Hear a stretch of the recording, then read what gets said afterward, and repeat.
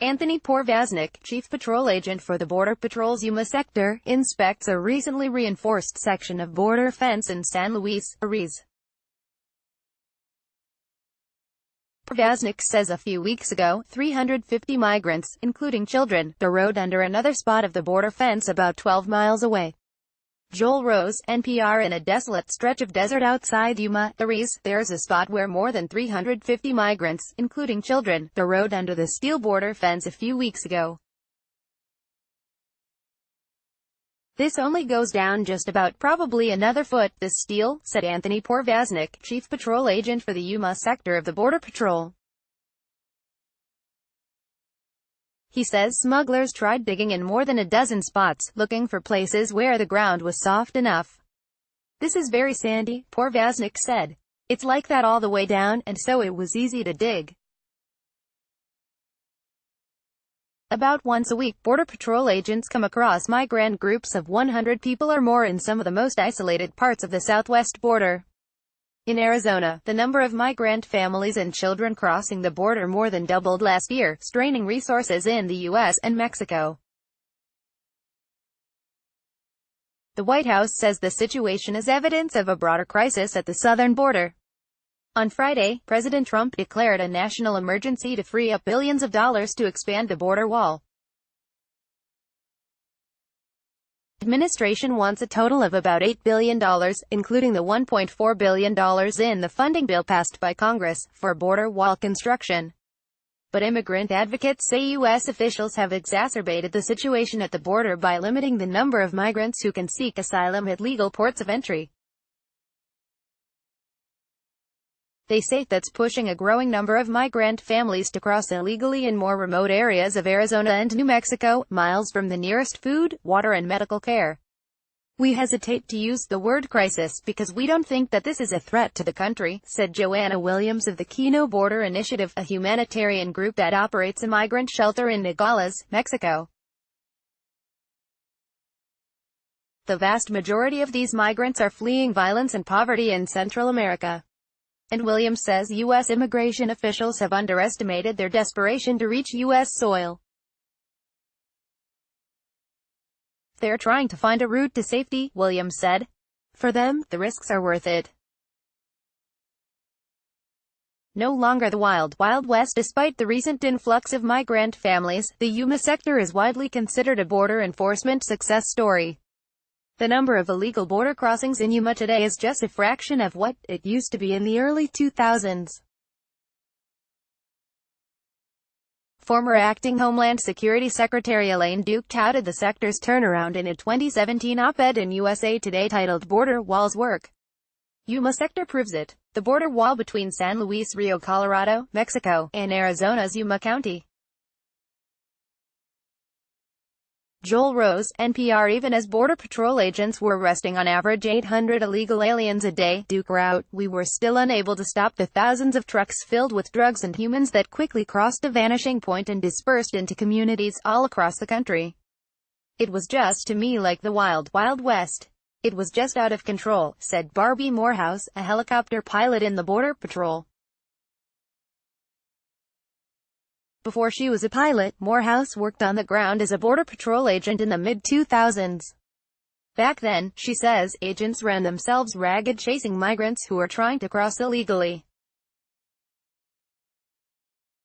We did the best we could with what we had at the time, Morehouse said. But it is definitely a better situation today than it was 10 years ago. The change was pretty dramatic. Since then, the Border Patrol's ranks have swelled. More miles of wall and fence have been built. And the number of illegal border crossings is far below what they used to be. But today, the face of those migrants has changed. Instead of farm workers and laborers trying to dodge agents, nearly 90% of the border crossers are families and children. Instead of trying to get away, they're trying to get caught. And once again, the U.S. is not prepared. It is a crisis for us because this is a situation that the Border Patrol is not resourced or geared to deal with, said Chief Patrol Agent Anthony Porvaznik. Border Patrol agents are spending hours caring for the migrants in their custody, Porvaznik said. They pick up hundreds of hamburgers at a time from McDonald's and wait with migrants at the hospital if they need medical attention. We need additional manpower to deal with the population that we have to essentially babysit. Anthony Porvaznik, Border Patrol agent. We need additional manpower to deal with the population that we have to essentially babysit, Porvaznik said. And that takes Border Patrol agents away from a national security border security mission to deal with a humanitarian mission. Porvaznik says big groups of migrants have been especially frustrating, because they take his agents away from the law enforcement tasks they signed up for when they joined the Border Patrol. We're here to arrest people that are trying to do bad things and bad people trying to come into the country, Porvaznik said. And we still do that.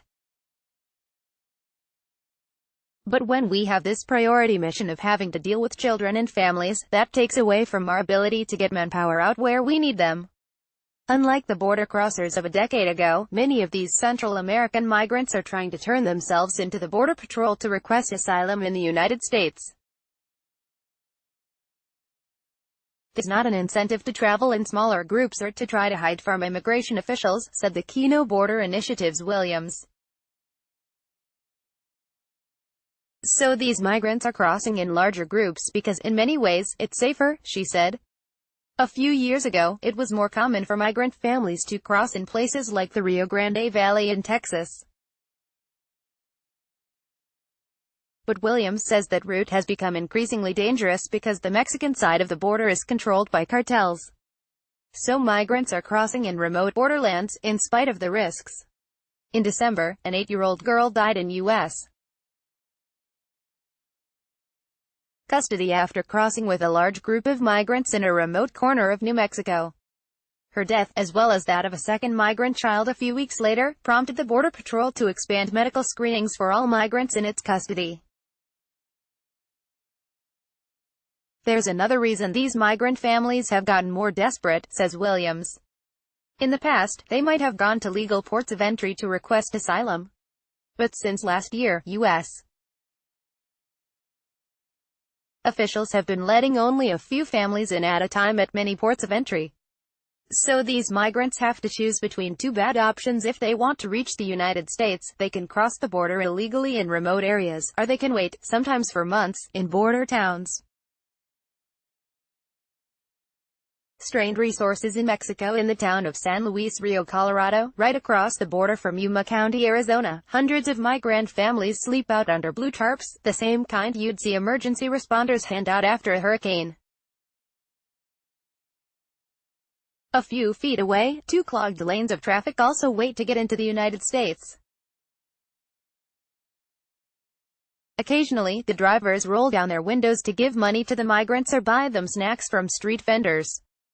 Makeshift tents against the border wall in San Luis Rio, Colorado, Mexico, where migrants are waiting for a chance to apply for asylum. Joel Rose, NPR. The migrants themselves keep track of everybody's place in line in a simple spiral notebook. On this day, the notebook is in the hands of a Guatemalan asylum seeker named Herbert Leal. He flips through the pages to show me the names of more than 100 families from southern Mexico, Honduras, and El Salvador. Leal says they're waiting because they want to do this the right way. To show U.S. authorities that we are able to wait, he said through an interpreter. That we respect the laws of Mexico, and we respect the laws of the United States. That is why we're here. These migrants are afraid to leave this spot because they might lose their place in the line to request asylum. Some do venture to a migrant shelter in town called Casa del Migrant La Divina Providencia.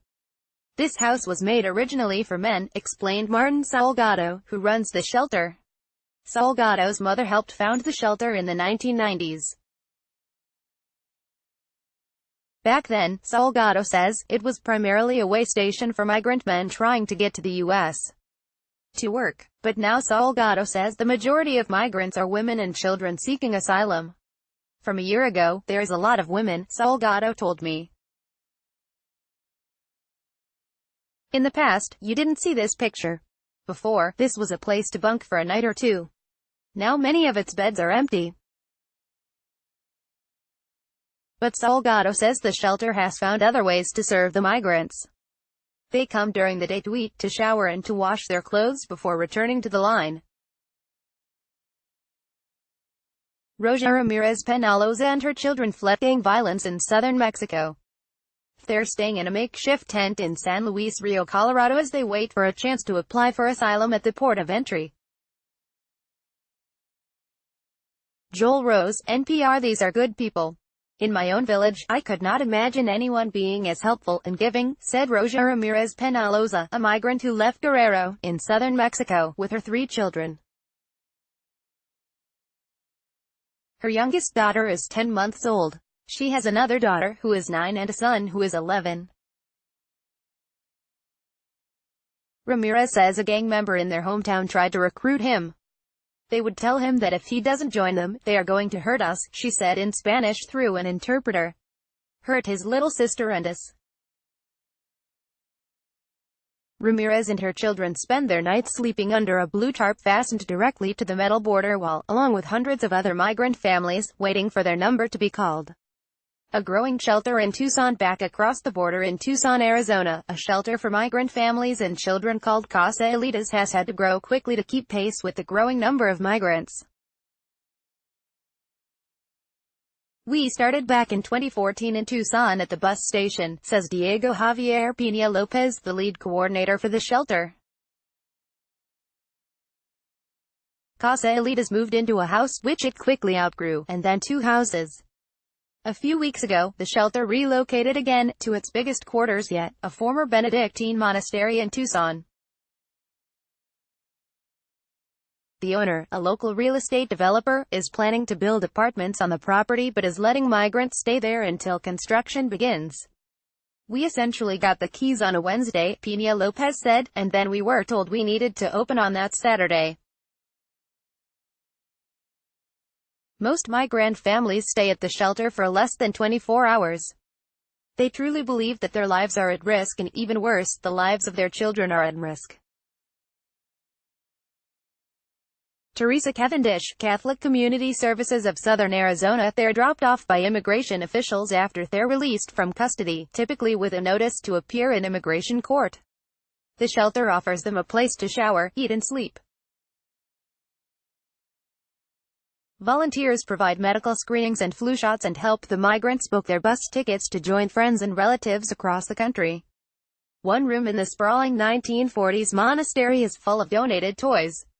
In another, piles of coats, jackets, backpacks and shoes are free for the taking. The staff members at Casa Elitas say it's unlikely that more miles of border wall will deter these migrant families from coming to the United States. They truly believe that their lives are at risk, and even worse, the lives of their children are at risk, said Teresa Cavendish, Director of Operations for Catholic Community Services of Southern Arizona, which runs the shelter. I think it will actually cause more suffering to have the walls in place, Cavendish said, because folks will simply go to further extremes in order to make it here.